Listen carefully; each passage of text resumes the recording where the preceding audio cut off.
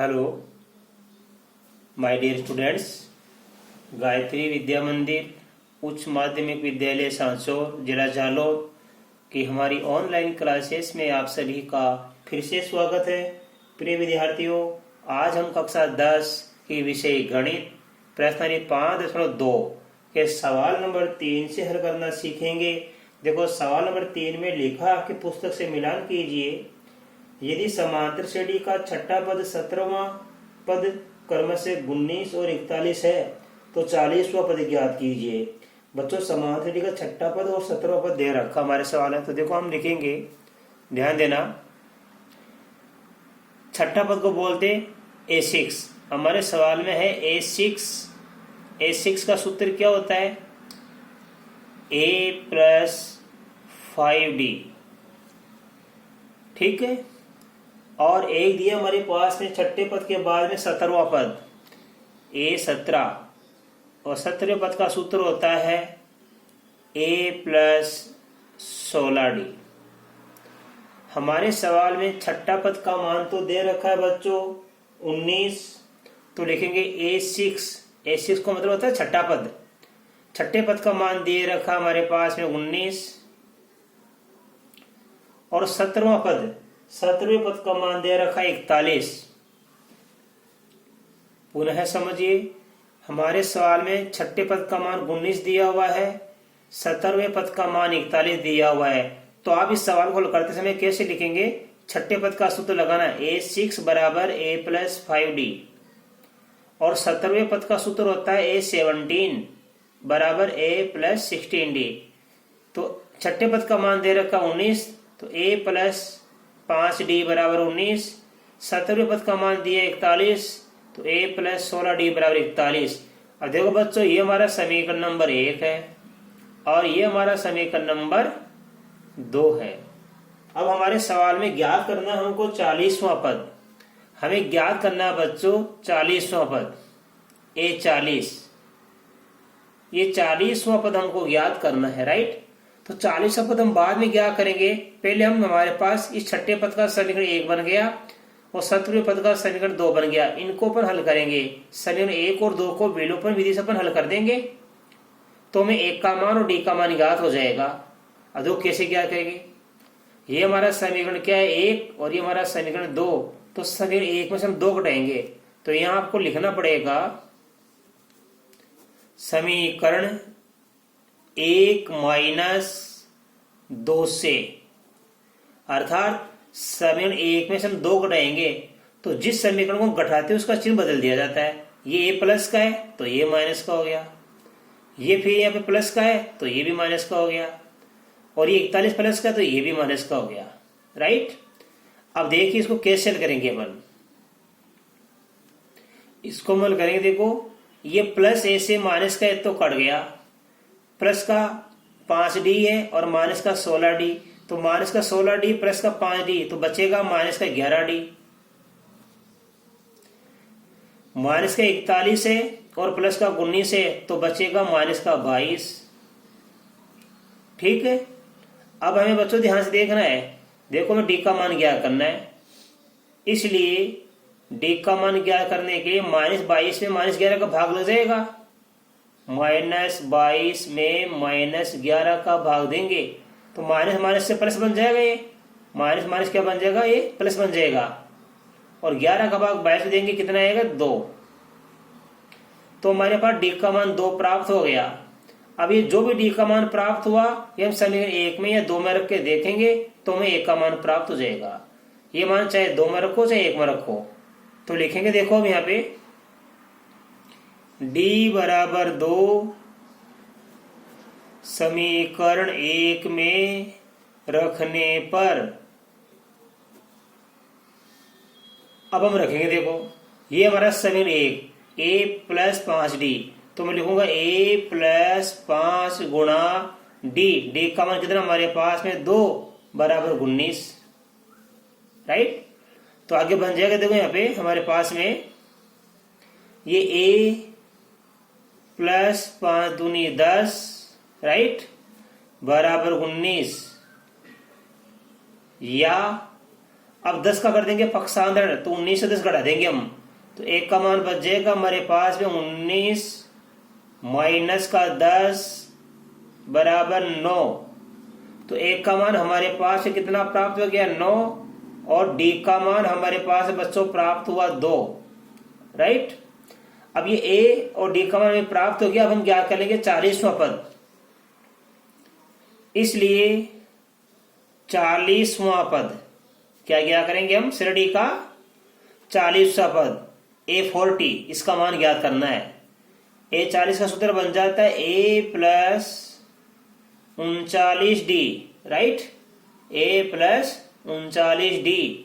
अब देखो इसको लिख देंगे अपन A का मान कितना हमारे पास है बच्चों, देखो हमको प्राप्त हुआ था अभी, A का मान हमको प्राप्त हुआ 9 प्लस 39 गुणा D का मान है 2, तो ये प्राप्त हो जाएगा हमको। देखो आगे 9 का 9 प्लस 39 दूनी 78, अब 78 में हम जोड़ देंगे 9, तो कितना प्राप्त हो जाएगा 87।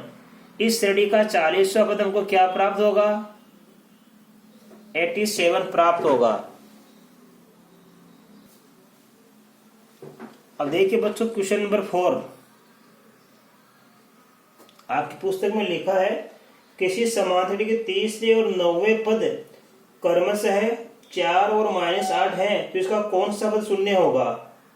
तो तीसरा पद और चौथा पद दिया हुआ है, तो देखो हम लिखेंगे दिया है, हमारे सामने जो दिया पहले वो लिख दो आप, दिया है एक तो दिया है इसमें तीसरा पद 4, तो लिखेंगे देखो तीसरे पद को बोलते हैं 3, और A3 का सूत्र होता है A प्लस 2D, और इसका मान दिया हुआ है 4।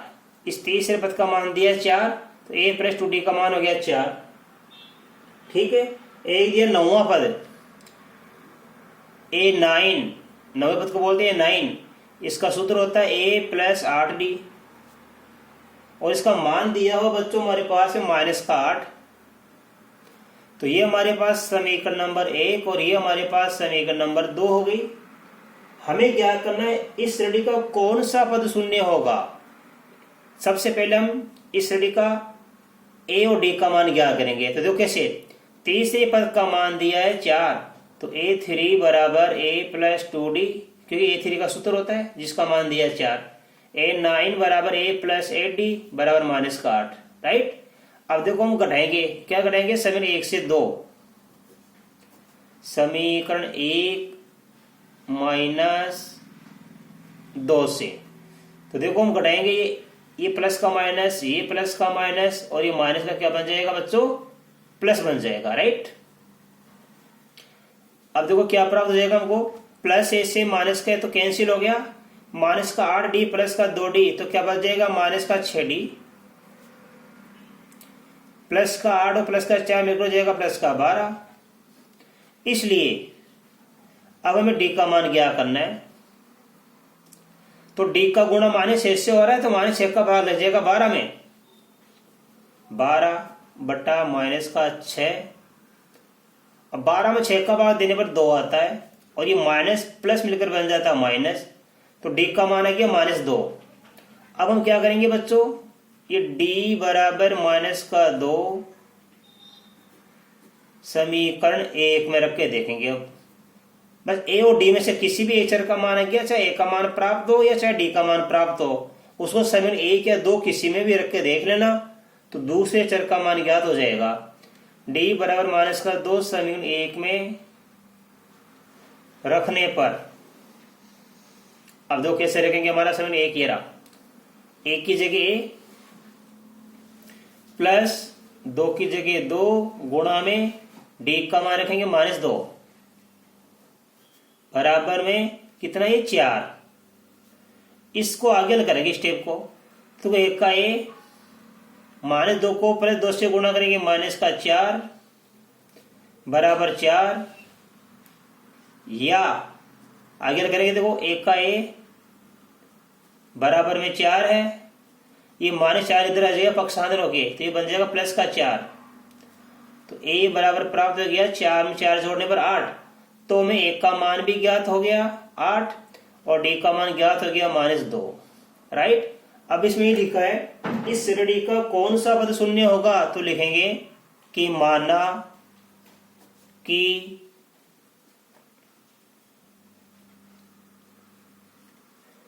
देखो, इससे पहले देखो अब हमारे पास श्रेणी क्या बन जाएगी। अब श्रेणी क्या बन जाएगी हमारे पास, देखो प्रथम पद कितना हमारे पास में, यहाँ पे प्रथम पद हमारे पास में है बच्चों, यहाँ पे ध्यान देना आप, हमारे पास में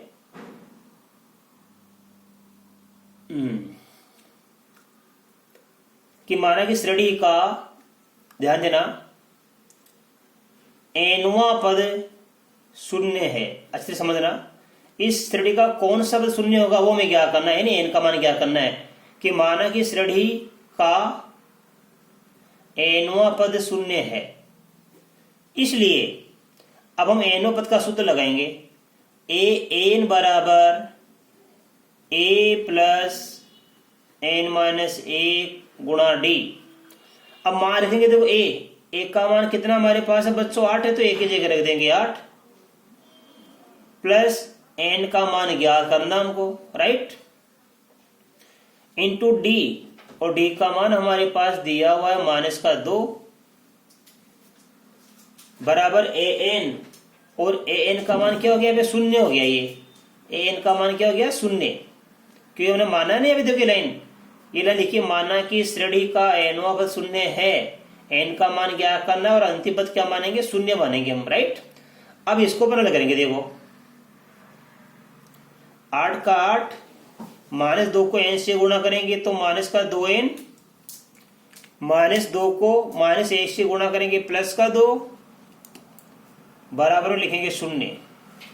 फिर देखो क्या बन जाएगा, यहाँ पे ये 8 और 2 10 हो गया, ये 8 और 2 10 बराबर कितने लाएंगे, माइनस का बन जाएगा, ये -2n बराबर माइनस का क्या बन जाएगा 10।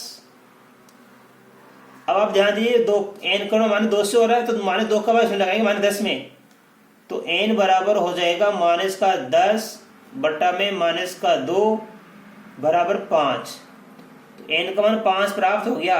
इसका मतलब ये हुआ कि श्रेणी का 5वां, देखो n का मान 5 प्राप्त हो गया, इसलिए श्रेणी का 5वां पद शून्य होगा, तो लिखेंगे इसलिए श्रेणी का 5वां पद शून्य होगा बच्चों, ये इसका आंसर आएगा, राइट। अब देखो इसके बाद में हम देखेंगे सवाल नंबर इसका तीसरा, मतलब 5 देखेंगे आज का हम सवाल नंबर, तो अच्छी तरह समझना आप। इसमें लिखा है किसी समांतर श्रेणी का तीसरा पद 16 है, तीसरा पद 16 तो लिखो आप दिया है, ध्यान देना, तीसरा पद कितना है इसमें 16 है, तो लिखेंगे देखो A3 बराबर A प्लस 2D, A3 का तीसरा पद, तीसरे पद को A3 बोलते हैं, और A3 का सूत्र होता है A प्लस 2D, राइट, और इसका मान दिया 16। ये हमारी समीकरण नंबर 1 हो गई। और दिया इसमें इस श्रेणी का 7वां पद 5वें पद से 12 अधिक है, ध्यान देना, लिखेंगे 7वां पद 5वें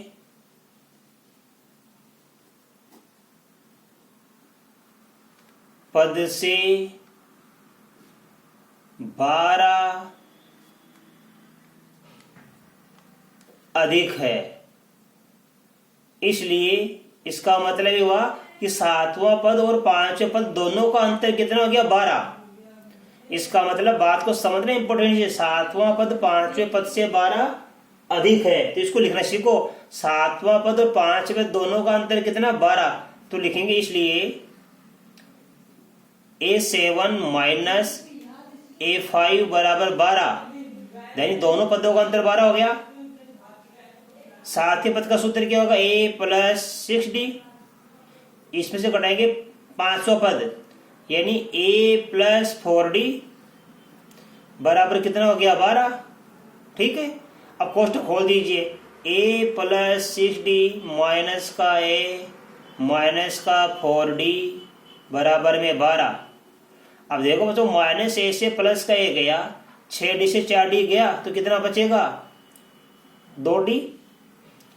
2d बराबर हो गया 12। ठीक है, इसलिए अब d का मान ज्ञात करेंगे हम, तो 12 में 2 का भाग लग जाएगा। 12 में 2 का भाग देंगे तो कितने बार जाएगा 6 बार। इसलिए हमारे पास d का मान कितना प्राप्त हो गया 6। राइट। अब हमें d का मान 6 प्राप्त हो गया, तो ये मान किस में रख के देखेंगे हम, समीकरण 1 में रख के देखेंगे बच्चों। अब देखो तीसरा, देखो हमारे पास पहला समीकरण क्या था, a प्लस 2d बराबर 16। इसमें हम d का मान 6 प्राप्त हो गया, तो d का मान 6 रख के देखेंगे हम। तो a बराबर a प्लस 2d बराबर a3 बराबर a प्लस 2d बराबर 16 हमारा समीकरण 1 था। तो हम लिखेंगे हम समीकरण 1 में d बराबर 6 रखने पर, ठीक है, तो हम रख के देखेंगे। देखो a प्लस 2 गुणा d का मान कितना है 6 बराबर 16, या a बराबर 16 का 16, 6 दूनी 12 कम कर देंगे इसमें से, तो कितना बचेगा 4। तो हमारे पास a का मान तो 4 प्राप्त हो गया और d का मान 6 प्राप्त हो गया। इसलिए अब हमें क्या क्या करना है, इसमें समांतर श्रेणी ज्ञात कीजिए। इसलिए समांतर श्रेणी हम ज्ञात कर लेंगे अब। इसलिए देखो समांतर श्रेणी कैसे बनती है, सबसे पहले लिखते हैं प्रथम पद। प्रथम पद 1 का मान कितना है 4। अब अगला पद कैसे आएगा, इसमें हम 4 अंतर जोड़ देंगे, 4 में हम 6 जोड़ देंगे बच्चों, तो 4 में हम 6 जोड़ देंगे कितना आ जाएगा 10। फिर अगला पद 10 में 6 जोड़ देंगे 16, फिर 16 में 6 जोड़ देंगे 22। इस प्रकार हमारी एक समांतर श्रेणी हमको प्राप्त हो गई बच्चों। अब देखो हमारा सवाल नंबर अगला, सवाल नंबर 6 में लिखा है 3 अंकों वाली कितनी संख्याएं 7 से विभाज्य हैं। 3 अंकों वाली कितनी संख्याएं 7 से विभाज्य। तो सबसे पहले हम लिखेंगे माना कि 3 अंकों की 7 से विभाज्य सबसे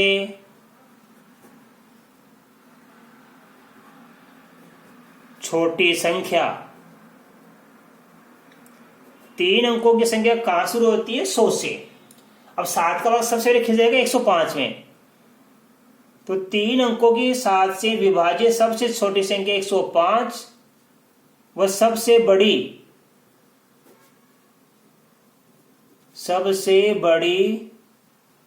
संख्या। वैसे 999 होती 3 अंकों की, लेकिन 999 में तो 7 का भाग जाता ही नहीं है। 999 बच्चों 7 का भाग पूरा नहीं जाता है। राइट। तो अब सबसे बड़ी संख्या कौन सी आएगी 994। 994 आप भाग देके देखना। तो 3 अंकों की 7 से विभाज्य सबसे छोटी संख्या 105 होती है, वो सबसे बड़ी संख्या 994 है। इसलिए हमारी एक श्रेणी बन गई, इसलिए हमारी एक समांतर श्रेणी बन गई। क्या बन गई, सबसे छोटी संख्या 105। 105 में देखो बच्चों 7 जोड़ देंगे 112, ऐसे ही चलती रहेगी और अंत में क्या आ जाएगी 994। राइट। अब इसमें लिखा है कितनी संख्या है 7 से विभाज्य में n का मान ज्ञात करना है। तो आप सूत्र लगाइए nवां पद का, an बराबर a plus n minus 1 into D. तो क्या लिखेंगे हम कि ये कैसे आया, हम लिखेंगे कि माना n संख्याएं 7 से विभाज्य है। 3 अंकों की कितनी संख्याएं 7 से विभाज्य मान लिया अपन ने बच्चों, n संख्याएं, n का मान क्या करना है। तो देखो हमारे पास n का मान 994 है। राइट। एक का मान कितना हमारे पास 105, तो एक की जगह रखेंगे 105, इस एक की जगह, प्लस n का मान हमें ज्ञात करना है -1 गुणा d। अब d का मान कितना हमारे पास 7 दिया हुआ है, बराबर an का मान 994। अब हल करेंगे बच्चों 105 प्लस n माइनस 1 गुणा 7 को n से गुणा किया 7n, 7 को माइनस 1 से गुणा किया माइनस का 7 बराबर 994। अब देखो ये 7n का 7n बराबर 994, इसका हो जाएगा पक्षांतर माइनस का 105, तो घटा देंगे हम। 14 में से 5 गया तो कितना बचेगा 9, 8 का 8, और या 9 में से 1 गया तो कितना बचेगा 8। देखो 94 में 5 गया 89, 9 में से 1 गया 8। अब 7n है तो n का मान ज्ञात करने के लिए हम 889 में किसका भाग देंगे बच्चों, 7 का भाग देंगे। अब तो 7 का भाग दे लीजिए, 7 एकम 7 बच गया 1, 7 दूनी 14 बच गया 4, 7 7 49, तो n का मान 127 आया। इसका मतलब है हम उत्तर लिखेंगे कि 3 अंकों की 127 संख्या 7 से विभाज्य है, इसलिए 3 अंकों की 127 संख्याएं 7 से विभाज्य है। ये हमारा क्या हो गया, आंसर हो गया।